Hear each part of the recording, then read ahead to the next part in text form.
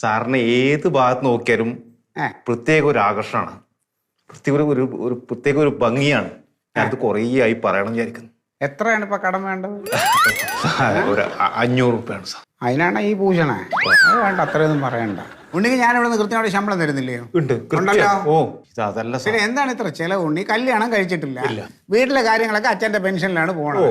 പിന്നെ എന്താണ് ഉണ്ണിക്ക് ഇത്ര ചെലവ്? സാറേ ഈ ഭൂമിയും ആകാശവും ആ നമുക്ക് മാത്രമല്ല സാറേ.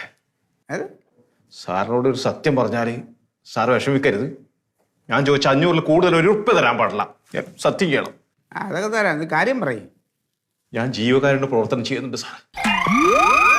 കടം വാങ്ങിച്ചിട്ടാ ഉണ്ണി ഇപ്പൊ എൻ്റെ അടുത്ത് ചോദിച്ചാൽ ഈ 500 കൂടെ ആകുമ്പോ 12,500 രൂപ എനിക്ക് തരാനാവും, കടമാവും.